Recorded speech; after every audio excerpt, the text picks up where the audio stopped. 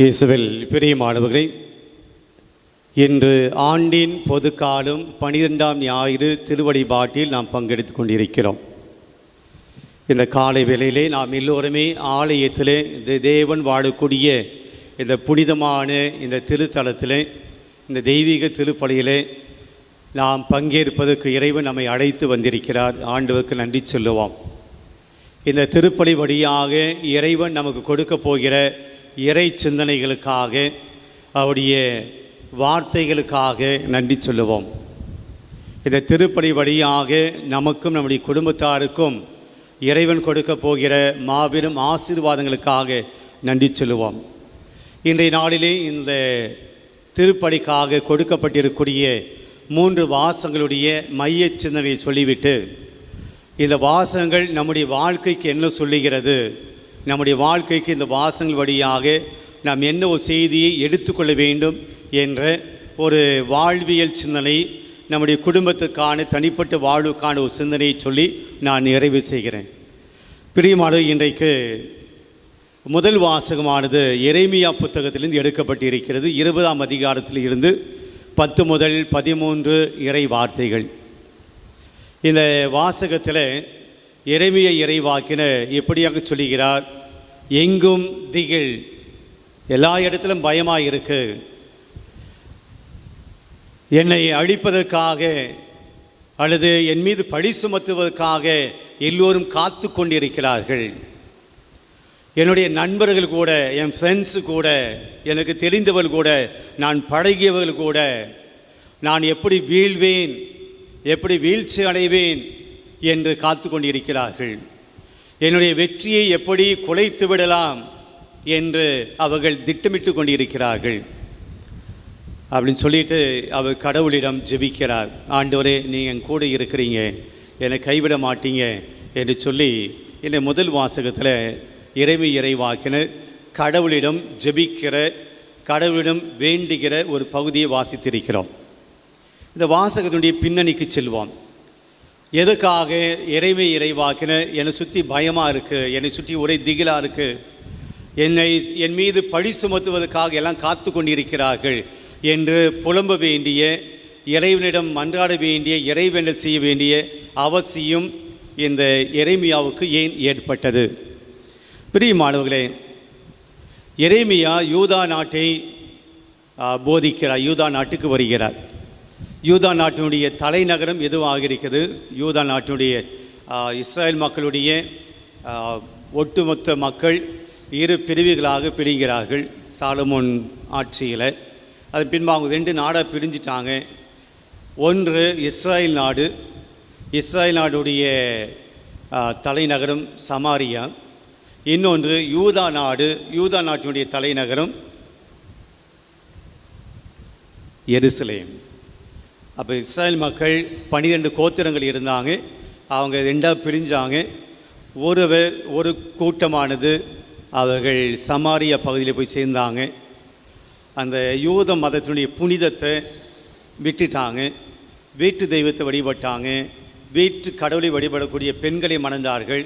எனவே அவர்கள் இஸ்ரேல் நாடு சமாரியா பகுதியில் இருந்தாங்க. இவங்களை யூத மக்கள், அந்த பியோர் ஜூஸ், கலப்படம் இல்லாமல் இருக்கக்கூடிய ஜூஸ், இவங்களை யூதர்களாக ஏற்றுக்க, நீங்கள் சமாரியர்கள் ஒதுக்கி வச்சாங்க. இப்போ இங்கே இருந்தவங்க யார் அப்படின்னா யூதா நாடு, யூதா நாட்டினுடைய தலைநகரம் எருசலேம். இப்போது இந்த எரேமியா எங்கே வருகிறார் என்றால் யூதா நாட்டுக்கு வருகிறார். யூதா நாட்டினுடைய தலைநகரம் எருசலேம். எருசலேம் என்ன இருக்குது? என்னென்னமோ இருக்குது. நமக்கு தேவை என்னென்ன இருக்குது? ஆண்டவருடைய புனித இடம், கோவில் இருக்கிறது. இப்போ இந்த நாட்டில் இந்த மன்னர்கள், அந்த எருசலேம் ஆலயத்தினுடைய குருக்கள், மக்களை வழிநடத்த வேண்டிய குருக்களை வழிநடத்த வேண்டிய, மக்களை வழிநடத்த வேண்டிய மன்னன், எல்லாருமே தங்களை அழைத்து வந்த கடவுளுக்கு விரோதமாக பாவம் செய்கிறார்கள். கடவுளை கைவிட்டுட்டாங்க. கடவுள் செய்த உடன்படிக்கை கைவிட்டு விட்டார்கள். என்ன செய்கிறாங்க?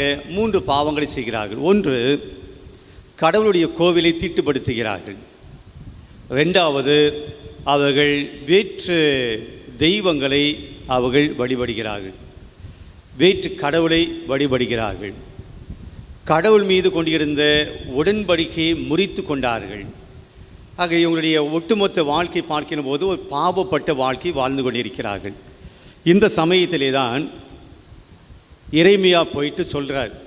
என்ன சொல்லுகிறார்? இந்த எருசலேம் நாடு அல்லது யூதா நாடு இன்னும் சில நாட்களில் பாபிலோனிய நாட்டுக்கு அடிமையாக போக போகுது. ஏன் அப்படின்னா, நீங்கள் பாவம் பண்ணிட்டு இருக்கிறீங்க, கடவுளுடைய உடன்படிக்கையை மீறி நீங்கள் பாவம் செய்கிறீர்கள்.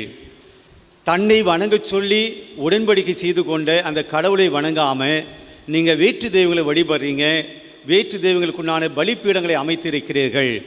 எனவே மன்னன் உனக்கும், மன்னன் எச்சரிக்கிறார், மன்னனை உன்னையும் எருசலேம் ஆலயத்தினுடைய குருவாக இருக்கக்கூடிய தலைமை குருவாக இருக்கிற உன்னையும் இந்த பாபிலோனிய நாட்டினுடைய மன்னன் உங்களை சிறைக்கு கொண்டு போவான்.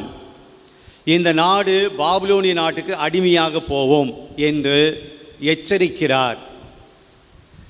இப்போ அந்த மன்னன் கோபப்படுகிறான், அந்த எருசலேம் ஆலயத்தின் குரு கோபப்படுகிறார், மக்களும் கோபப்படுகிறார்கள். அப்போ ஒட்டுமொத்தமாக மக்கள் எருசலேம் மீது கோபம், கோவில் அதிகாரிகள் கோபம், மன்னனும் கோபம். இப்போ எரேமியாவுக்கு யார் இருக்கிறாங்க? எரேமியாவுக்கு யார் இருக்கிறாங்க? அந்த நாட்டில் யாருமே இல்லை. எல்லாருமே எரேமியாவுக்கு எதிராக சூழ்ந்து கொண்டார்கள். அதைத்தான் சொல்கிறார், என்னை சுற்றிலும் ஒரே திகிலாக இருக்கிறது, எங்கு பார்த்தாலும் என் மீது பழி சுமத்துவதற்காக காத்து கொண்டிருக்கிறார்கள்.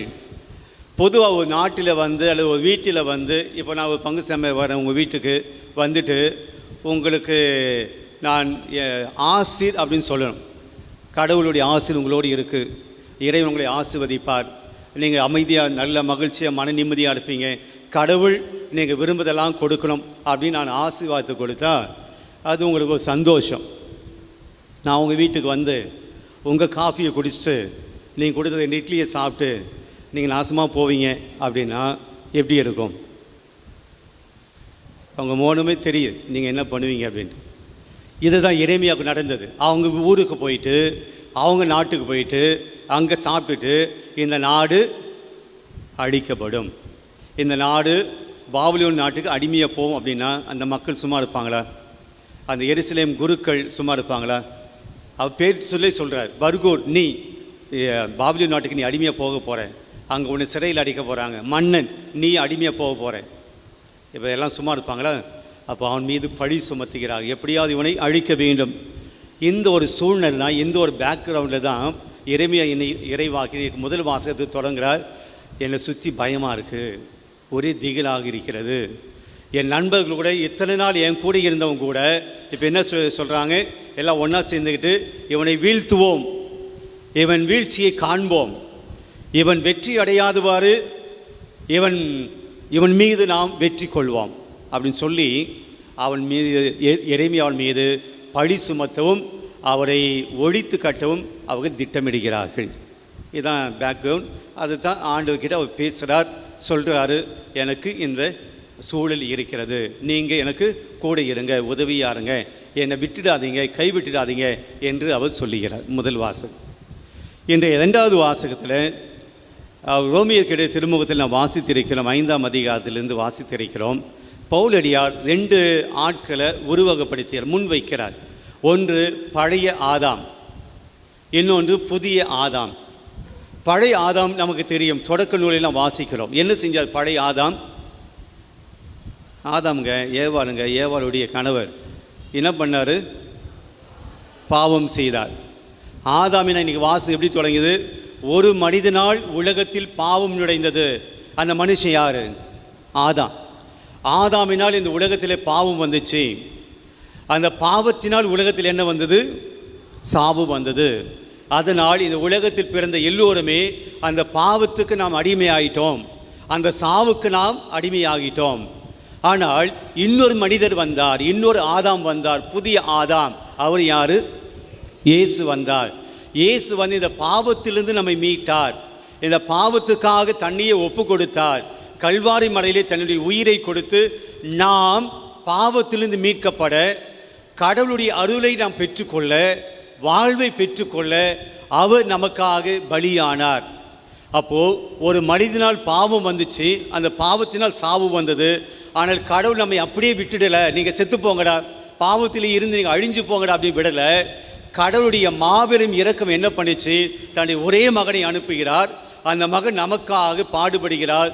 நாம் பாவத்திலிருந்து மீட்கப்பட, நாம் வாழ்வு பெற்றுக்கொள்ள, இறைவன் இயேசு கொடுத்த அந்த அருளை நாம் பெற்றுக்கொள்ள அவர் நமக்காக உயிரை கொடுத்தார் என்று 2வது வாசகத்திலே பவுலடியார் பழைய ஆதாமினுடைய குற்ற செயலையும் புதிய ஆதாமினுடைய அருள் நிறைந்த இரக்கம் நிறைந்த செயலையும் அவர் எண்பிக்கிறார். இன்றைக்கு 2வது வாசகத்தில், இந்த நற்செய்தி வாசகத்தில் நாம் வாசிக்கிறோம்.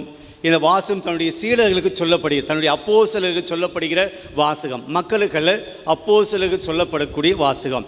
என்ன சொல்கிறாரு? அஞ்சாதீர்கள், உடலை கொள்வோரை நினைத்து அஞ்ச வேண்டாம். அப்படின்னு என்ன அர்த்தம்? உங்கள் உடலுக்கு ஆபத்து ஏற்படுத்துவாங்க இல்லையா, உங்களை அடிப்பாங்க, உங்களை உதைப்பாங்க, உங்களை காயப்படுத்துவாங்க, உங்களை சிறையில் அடைப்பாங்க, உங்களை சாட்டியால் அடிப்பாங்க. உங்களுடைய உடலை காயப்படுத்தக்கூடிய, உங்களை உடலை கொள்வோருக்காக நீங்கள் அஞ்ச வேண்டாம் அப்படின்னு சொல்கிறார். ஏன்னா நீங்கள் போய் போதிக்க போகிறீங்க. முதல் தடவை ஆண்டவர் இயேசு தன்னுடைய சீடர்களை அனுப்புகிறார். நீங்கள் போய் கடவுளுடைய வார்த்தையை போதிக்கிற போது எல்லாமே உங்களை வெல்கம் பண்ண மாட்டாங்க. வாங்க எங்கள் ஊரில் அறிவிங்க, கடவுளுடைய நற்செய்தியை நீங்கள் எடுத்து சொல்லுங்க சொல்லி நீங்கள் போதிக்கக்கூடிய நற்செய்தி எல்லாம் எடுத்துக்க மாட்டாங்க, சந்தோஷமாக எடுத்துக்க மாட்டாங்க. உங்களை காயப்படுத்துவாங்க, ஏன் கொலையும் செய்வாங்க. அதனால் உங்கள் உடலை கொள்வோருக்காக நீங்கள் அஞ்ச வேண்டாம், பயப்பட வேண்டாம். ஆனால் யாருக்காக அஞ்ச வேண்டும்? நீங்கள் உங்களுடைய உடலையும் உங்களுடைய ஆன்மாவையும் கொள்ள வல்லவருக்கு அஞ்சுங்கள். அது யாரு? கடவுள். கடவுள் தான் நம்முடைய ஆன்மாவை கொள்ளுவார். நரகத்தில் அது பாழாய் போயிடும். அப்போ அவருக்கு பயப்பட வேண்டும் அப்படி நாம் எடுத்துக்கலாம். இல்லது சாத்தான் நம்முடைய ஆன்மாவை கொள்ளுவான். அதே போ நாம் வாழ்கிற போது, இந்த உலகத்தில் இருக்கிற போது நம்முடைய ஆன்மாவை அவர் கொள்ளுவார். சாத்தான் கொள்ளும். இந்த உலகத்தில் நம்ம ஆன்மாவை கொள்ளிடும், நம்முடைய வாழ்க்கையும் கெடுத்துடும். அப்போ அவர் என்ன சொல்லுகிறார்? சீடர்களுக்கு ஒரு நம்பிக்கை கொடுக்கிறார். பயப்படாதீங்க. இதுதான் செய்தி இன்னைக்கு. பயப்படாதீங்க, பயப்படாதீங்க சொல்கிறார் இயேசு. இன்னொரு உருவகத்தை, 2 உருவகத்தை கொண்டு வருகிறார். ஒன்று சிட்டுக்குருவிகள். சிட்டுக்குருவிகளை விட நீங்கள் மேலானவர்கள். காசுக்கு 2 சிட்டுக்குருவிகள் விற்பதில்லையா அப்படின்னு சொல்கிறார். உங்களுடைய தலைமுடியெல்லாம் எண்ணப்பட்டிருக்கு அப்படின்னு சொல்கிறார். நம்முடைய உடல்லையே பயன்படாத ஒன்று அப்படின்னா என்னது? ஆனால் அதை தான் நாம் ரொம்ப அலங்காரம் படுத்திக்கிறோம் இல்லையா? அப்படியே கண்ணாடிக்கு முன்னே நின்று சீவி சீவி சீவி இருக்கிற 4 முடியை கூட எடுத்து விட்டு வரும். இதுக்கு அதிகமாக நம்முடைய தலைமுடிக்கு நாம் அதிகமாக முக்கியத்துவம் கொடுக்குறோம். அதனால் எதாவது பிரயோஜனமா? எதாவது சம்பாதிச்சு கொடுக்குதா? நம்முடைய கையை போல், நம்ம காலை போல், நம்ம கண்ணை போல், நம்ம வாயை போல், மூக்கை போல், நம்முடைய உலகக்கூடிய மற்ற உறுப்புகளை போல் அது எதாவது பண்ணுது? அது நமக்கு செலவு தான் வைக்குது. முடி வெட்டத்துக்கு செலவு, வேறு ஒன்றுத்துக்கும் இல்லை. ஷாம்பு செலவு, அது ஒன்றும் பெருசு கிடையாது. நம்முடைய உடலில் இருக்கக்கூடிய அது இல்லாமலையும் கூட நம்மால் வாழ முடியும் இல்லையா? நிறைய பேர் அப்படி தான் இருக்கிறீங்க. அது இல்லாமலும் கூட வாழ முடியும். அதில் பயன் ஒன்றும் கிடையாது. ஆனால் அவ்வளோ கை இல்லாமல் வாழ முடியுமா? மற்றவர்களை போல அவ்வளோ கண் இல்லாமல் வாழ முடியுமா? அப்போ நம்ம உடம்புல எது வேல்யூ ரொம்ப கம்மி? நம்முடைய உடம்புல இருக்கக்கூடிய பல உறுப்புகளில் எது ரொம்ப வேல்யூ கம்மி? நம்முடைய தலைமுடி. ஆனால் அதுதான் நம்ம அழகுன்னு சொல்கிறோம். ஓகே, யூத சமூகத்தில் அவர்கள் விற்ற விலங்குகள் அல்லது சாப்பிடக்கூடிய பொருட்கள் மாமிசத்தில் எது பயன்படாத ஒன்று, சாப்பிட்றது கூட பயன்படாத ஒன்று அப்படின்னா இந்த சிட்டுக்குருவிகள். நோ யூஸ், அது எதுக்கும் பயன்படாது. அதான் காசுக்கு 2 சிட்டு, ஒரு காசுக்கு 2 சிட்டுக்குருவி கொடுக்குறாங்க அப்படின்னு என்ன அர்த்தம்? No value. 2 விஷயத்தை ஆண்டு முன்வைக்கிறார். அதை மனுஷனுடைய வாழ்க்கையில் வேல்யூவே இல்லாமல், மதிப்பே இல்லாத என்று காரியத்தை வைக்கிறார். சொல்கிறார், சிட்டுக்குருவிகளை விட நீங்கள் மேலானவர்கள். ஆண்டவர் அந்த சிட்டுக்குருவிகளை கூட அவருடைய அனுமதியின்றி தரையில் விழ வைப்பதில்லை அப்படின்னு என்ன அர்த்தம்? அது சாகடிப்பது கிடையாது. அந்த சிட்டுக்குருவிகள் கூட கடவுளுடைய விருப்பத்தோடு தான் அது கீழே விழுகின்றன. அதை பாதுகாக்கிறார். வேல்யூ இல்லாத அந்த சிட்டுக்குருவிகள் மீது கூட கடவுள் அன்பு செலுத்துகிறார் என்றால் நீங்கள் எவ்வளவு மேலானவர்கள் சொல்லி அந்த சீடர்கள் சொல்கிறாரு, அப்போது நீங்கள் நற்செய்தி அறிவிக்க போகிற போது உங்களுடைய உடலை காயப்படுத்துகிற, உடலை கொள்கிற மனுஷர்கள் இருப்பாங்க. ஆனால் நான் உங்களை கைவிட மாட்டேன். சிட்டுக்குருவிகளை நான் பாதுகாக்கிற கடவுளாக இருக்கிறேன். ஒன்றுத்துக்குமே உதவாத அந்த சிட்டுக்குருவிகளை நான் பாதுகாக்கிறேன் என்றால் நீங்கள் எல்லாம் எவ்வளவு மேலானவர்கள். எனவே நான் உங்களை அப்படியா விட்டுட மாட்டேன், கைவிட மாட்டேன் என்று தன்னுடைய சீடர்களுக்கு சொல்கிறாரு. நான் கூட இருக்கிறேன், எனவே பயப்பட வேண்டாம்.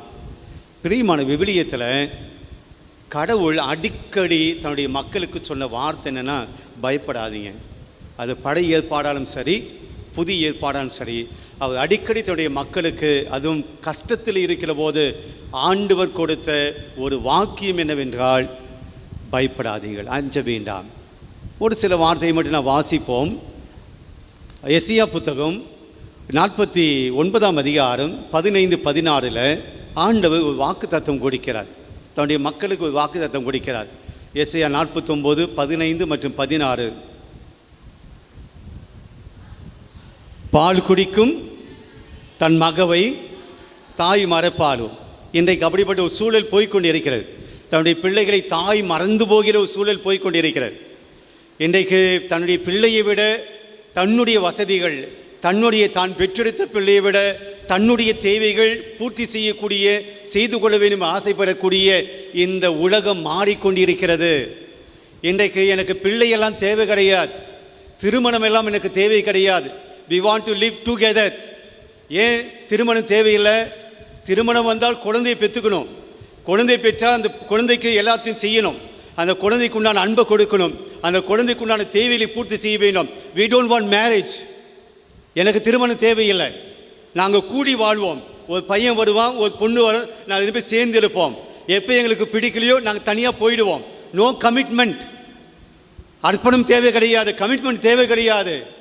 குழந்தை எங்களுக்கு வேண்டாம். இதுதான் மேலை நாட்டு கலாச்சாரம். இன்னைக்கு திருமணம் என்பது வேண்டாம் என்பது மேலை நாட்டு கலாச்சாரம் இன்றைக்கு நம்முடைய இந்தியாவிலே வந்திருக்கிறது, நம்முடைய தமிழகத்திலே வந்திருக்கிறது. திருமணங்கள் வேண்டாம், எங்களுக்கு குழந்தைகள் வேண்டாம். ஒரு பக்கம் திருமணமானவர்கள் குழந்தைக்காக ஏங்கிக் கொண்டிருக்கிறார்கள், குழந்தை வரம் இல்லாமல் ஜபம் செய்து கொண்டிருக்கிறார்கள், மருத்துவமனையில் நாடிக்கொண்டிருக்கிறார். இது இன்னொரு பக்கம். ஆனால் இன்றைக்கு இருக்கக்கூடிய ஜென்சி, இன்றைய இளைய தலைமுறை என்ன சொல்கிறது? எங்களுக்கு திருமணம்லாம் வேண்டாங்க, நாங்கள் ஜாலியாக இருந்துட்டு போவோம், நாங்கள் 2 பேர் ஒன்றா செய்கிறோம், ஒரு கம்பெனியில் வேலை செய்கிறோம், நாங்கள் 2 பேர் பழகி இருக்கிறோம், நாங்கள் 2 பேர் ஒன்றா இருக்கிறோம், திருமணம் எங்களுக்கு வேண்டாம், எங்களுக்கு தேவை பிடிக்கிற வரைக்கும் ஒன்றா இருப்போம், அதுக்கப்புறம் நான் பிரிஞ்சு போயிடுவோம். எத்தனை நாள் வரை, எத்தனை வருஷம் வரை ஒன்றா இருக்குமோ இருந்துட்டு போவோம். குழந்தைகளை பற்றி என்னங்க பண்ணுறது? குழந்தை வேண்டாம் என்கிற சமூகத்தில் இருக்கிறோம். திருமணம் வேண்டாம் என்கிற சமூகத்தில் இருக்கிறோம். குழந்தையின் அன்பு, குழந்தைக்கு நான் அன்பு கொடுக்கணும், குழந்தையின் அன்பு நான் பெறுவேன், அந்த கமிட்மெண்ட் எல்லாம் எங்களுக்கு வேண்டாம். ஆண்டவர் சொல்றாரு, பால் குடிக்கும் தன் மகவை தாய் மறப்பாளோ. அடுத்த வாக்கியம், கரு தாங்கினவள் தன் பிள்ளை மீது இரக்கம் காட்டாமல் இருப்ப. பசியா அழுது கொண்டிருக்கிறது குழந்தை, பசியால் அழுது கொண்டிருக்கிறது.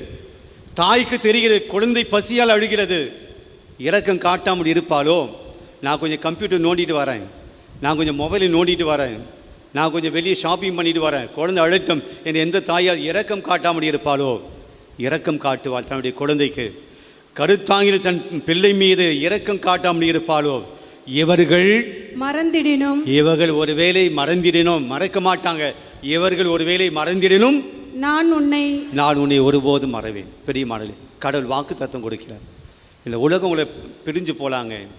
நீங்கள் வயசான காலத்தில் உங்கள் பிள்ளைகளை விட்டுட்டு போகலாம், உங்கள்கிட்ட பணம் இல்லைன்னா உங்கள் பசங்களை விட்டுட்டு போகலாம், அது உங்கள்கிட்ட ஒன்றுமே இல்லைன்னா உங்களுடைய சொந்தம் பந்தெல்லாம் உங்களை விட்டுட்டு போகலாம். இவர்கள் எல்லாம் உங்களை விட்டுட்டு போனாலும் தெய்வம் சொல்லுகிறது, ஆண்டவர் சொல்லுகிறார், இவங்கெல்லாம் விட்டுட்டு போனாலும் கூட நான் உன்னை விட்டுட்டு போவேனோ, உங்களை பிரிந்து போவேனோ. ஆண்டவர் வாக்கு தத்துவம் கொடுக்கிறார். அடுத்த வாக்கியம், இதோ என் உள்ளங்கைகளில் உன்னை நான் பொறித்து வைத்துள்ளேன். தன்னுடைய உள்ளங்கைகளில் ஆண்டவர் நம்மை பொறித்து வைத்திருக்கிறார். ஆண்டவருடைய கரத்திலே நாம் இருக்கிறோம். ஒரு பொருள் நம்முடைய கரத்தில் இருக்கிறது என்றால் அது நம்முடையதாகிறது இல்லையா? ஒரு பொருள் நம்ம கையில் இருக்குன்னா அது நம்முடையதாகிறது. நீங்கள் ஆண்டவருடைய கரத்தில் இருக்கிறீங்க, அப்போ நீங்கள் யாருக்குரியவர்கள்? ஆண்டவருக்குரியவர்கள். பிரியமானவர்களே, நீங்கள் கடவுள் உங்களுக்கு தூரத்தில் வச்சுட்டு நீ அங்கே இருக்க நான் இங்கே இருக்க அப்படின்னு சொல்ல, நீ என் கரத்தில் இருக்கிற, எனக்குள்ளே இருக்க, என் பிடிமானத்துக்குள்ளே இருக்கிற, நீ நழுவியெல்லாம் விட மாட்டேன், என் பிடிமானத்துக்குள்ளே இருக்கிற, என்னுடைய பார்வைக்குள்ளே இருக்கிறாய், நீ எனக்குரியவன் எனக்குரியவள். அடுத்த வாக்கியம், உன் சுவர்கள் எப்பொழுதும் என் கண்முன் நிற்கின்றன. எருசலேமை பார்த்து சொல்கிறாரு, உன் சுவர்கள், அதான் எருசலேமை சுற்றி இருக்கக்கூடிய சுவர்கள், உன்னுடைய சுவரை எப்போதும் என் கண் முன்பாக இருக்கிறது. நமக்கு இந்த வார்த்தை எப்படி எடுத்துக்கொள்ளலாம்? உங்கள் வீடு, உங்கள் வீட்டினுடைய சுவர் எப்போதும் ஆண்டவருடைய பார்வையில் இருக்கிறது. உங்களுடைய வீட்டை ஆண்டவர் பாதுகாத்து கொண்டு இருக்கிறார். உங்கள் வீட்டை சுற்றி ஆண்டவருடைய பார்வை இருக்குது.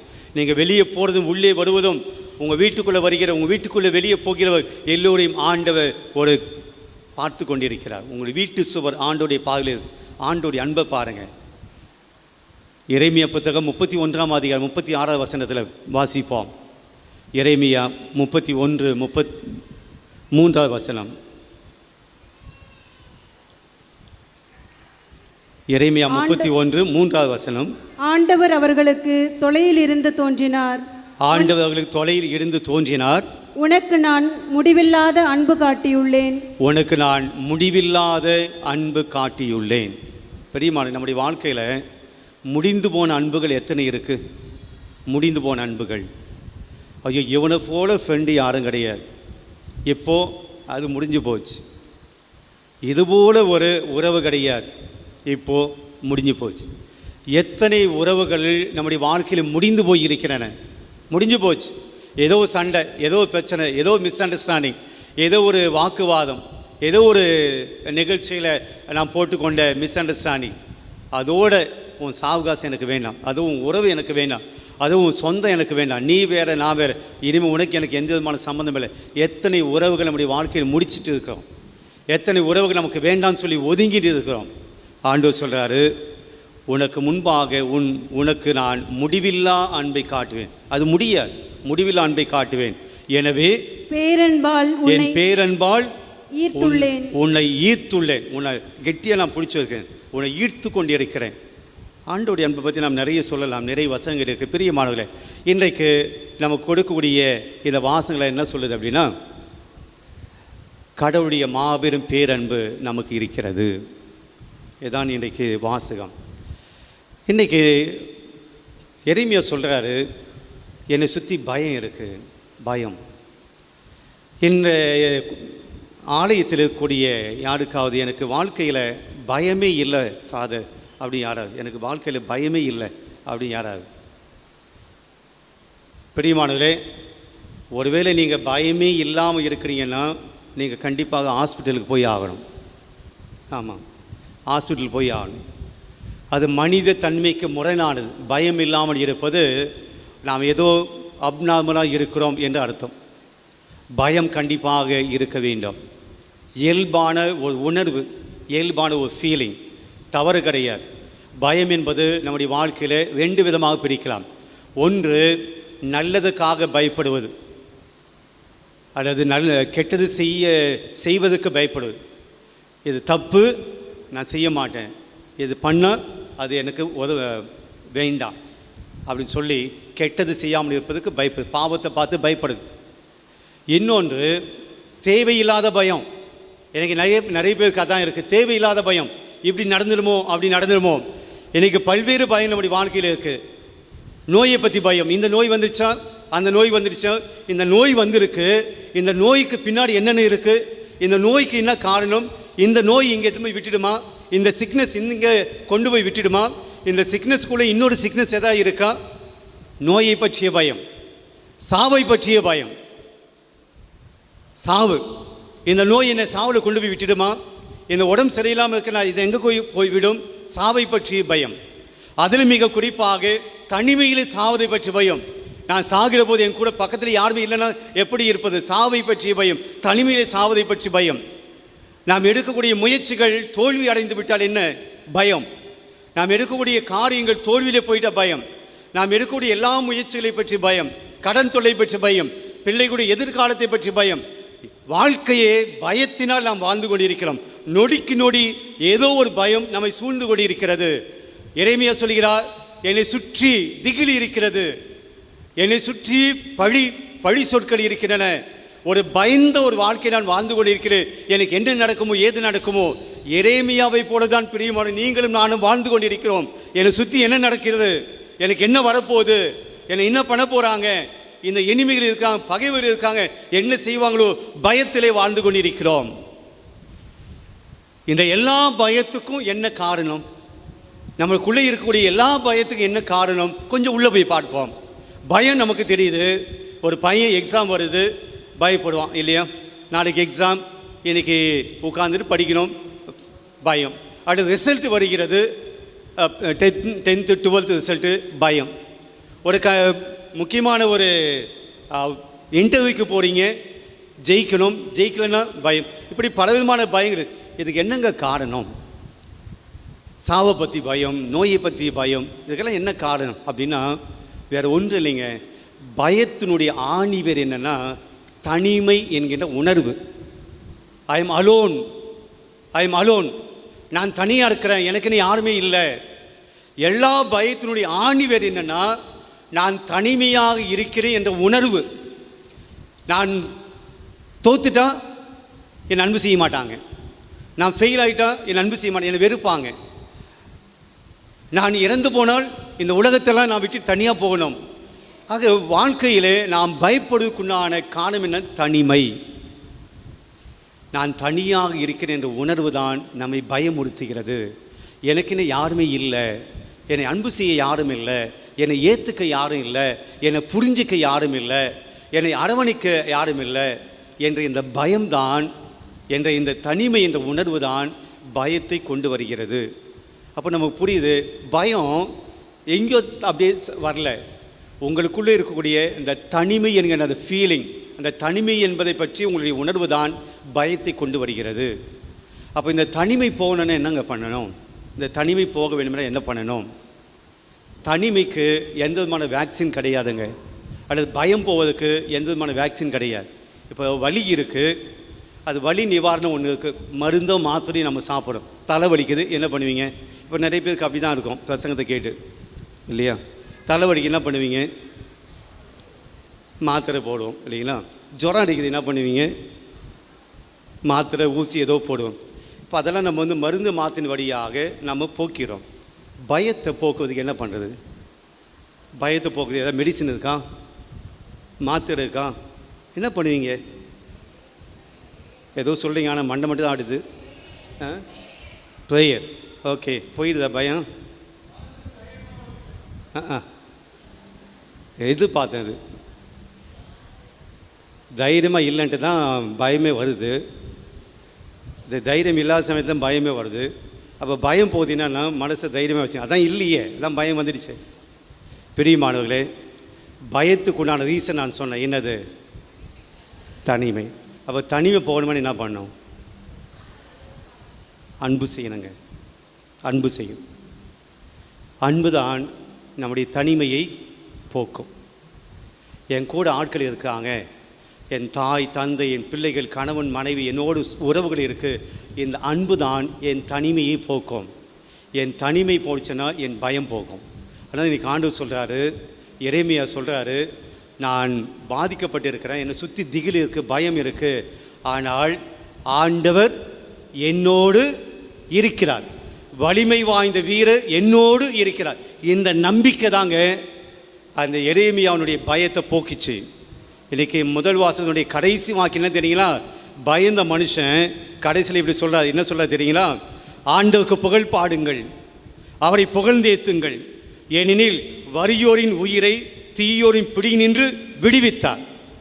இந்த நம்பிக்கை எப்போ வரும் அப்படின்னா, கடவுள் என் கூட இருக்காங்க, கடவுள் என் கூட இருக்கும்போது நான் தனிமையில் இல்லை.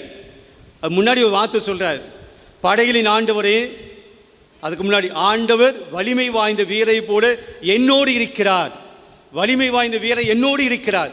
இதுதாங்க நமக்கு வேண்டும். உங்கள் பயம் போச்சு அப்படி போகணும் அப்படின்னா, உங்கள் தனிமை போக வேண்டும் என்றால் முதல் விஷயம் என்னவென்றால், கடவுள் உங்களோடு இருக்கிறார் என்பதை நம்புங்கள். நாம் எதை குறித்து பயப்படுறோம் அப்படின்னா, மனுஷன் என்னை விட்டு போயிடறான் என்பதை குறித்து பயப்படுறோம், உறவுகள் என்னை விட்டு போயிடுது அப்படி பயப்படுறோம். கடவுள் என்னோடு இருக்கிறார் அதை நினச்சி நம்ம தைரியத்தை வளர்த்தது கிடையாது. அப்போ இந்த எல்லா வாசம் நமக்கு என்ன சொல்லுது? சீடர்களிடையே சொல்கிறார், நான் கூட இருக்கிறேன், பயப்படாதீங்க. முதல் வாசம் என்ன சொல்லுது? எரேமியா சொல்கிறாரு, என் கூட கடவுள் இருக்காரு, அதனால் நான் பயப்படல. இப்போ நாம் என்ன சொல்லணும்?